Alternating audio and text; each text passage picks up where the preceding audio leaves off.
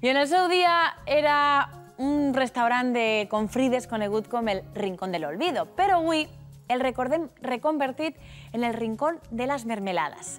Jordi, un cuiner que un bon dia va decidir tancar el popular establiment, es dedica en cos i ànima a elaborar melmelades com les feia la seva iaia. Maria ha anat a visitar-lo i les ha tastades totes. Esta és una història que comença amb la tomaca. Sí, senyor. La tomaca és la culpable de tota la meva història. De xicotet, quan jo anava a festes del poble i tal, sempre donava per berenar pa amb melmelada de tomaca. Que era el que n'hi havia, no n'hi havia més història. I d'ahir arranca tot això, estant ma mare així en la cuina, quan teníem el restaurant, un dia ma mare, podíem fer melmelada de tomaca i tal, per fer alguna cosa, no? I vaig començar a fer melmelada de tomaca. Venia la gent i em dia, que bueno, està com la de antes, com la que feia ma abuela, per què no em regales un potet? I regalava un potet, i un altre potet, i un altre potet, i al final vaig dir, això ja no es pot regalar sempre. Així va començar l'idil·li de Jordi amb les melmelades. Ara es dedica a elles exclusivament amb devoció i amb una premissa. La mermelada, com qualsevol altre plat, és bo en el seu moment. Sabem que avui fruita n'hi ha tot l'any, però l'ideal és fer-la en la temporada. Així, al maig i al juny li arriba el moment de treballar el nespro i la cirera. A l'estiu, fruites com peres o bresquilles, i amb la verema fa melmelada de moscatell. Això són bresquilles de Gorga, la bresquilla és de secà, amb la qual la secà ens dona una potència de sabor molt bona, no? Més dolceta. Més dolceta i més aromàtica. Nosaltres fem un estil tradicional, com s'ha fet tota la vida, quilo. Per què? Perquè el millor conservant que tenim és el sucre. Quilo de sucre per quilo de fruita. Exactament. Després ajudem un poquet en agar-agar per espessar, per donar-li un poquet de gelificació, que són algues seques i triturades, és un producte totalment natural, que ens ajuda a la funció intestinal.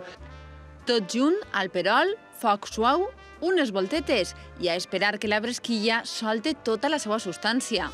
Mentre, Jordi es redescobreix un altre producte, el vinagre. I de la dolçor de l'aventura de les mermelades, ara avinagrem un poquet el sabor. Clar, tu saps que la vida és molt agridolça, no? Pues entonces, ja que tindrem moments dolços i moments agres. I jo he intentat fundir les dues coses en els vinagres. A la botiga podem trobar vinagre balsàmic a la vainilla o un altre de vi blanc al gerd, però el que més sorprèn són les combinacions que ofereixen. Podem gastar en un gelat a base de nata o de vainilla i li podem donar un toc en el vinagre i és molt espectacular. Mira, a més, així te faig a traïció, tu proves i així a la teva cara l'aroma en nas resta que veure al paladar. Càmera, apunta-li que fa una transpressió de cara. Està, oi, dolcet, és que pareix un xarop ahí. Oh, sí. És una gominola. Advertència, no intentem veure a globs un altre tipus de vinagre, no ens fem responsables. A la cuina ens espera la melmelada de bresquilla. No només l'elaboració, també l'envasat ens porta records d'un altre temps. Si sempre s'ha fet en 8 hores, continua fent-se en 8 hores de foc, que és com es feia per aconseguir aquest sabor de l'abuela. I com a casa de la iaia se sentiran si algun dia s'acosten a este racó que sempre obri les portes al nou vingut. Este és un comiat dolç. M'on anem de ta casa amb la sensació que dius tu de ser més amics que clients, Jordi. Moltes gràcies. No, moltes gràcies a vosaltres per haver compartit aquesta rato amb mi, aquesta experiència dolça. I on estem? Important.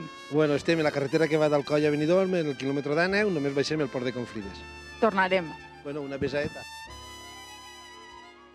Lloc preciós. I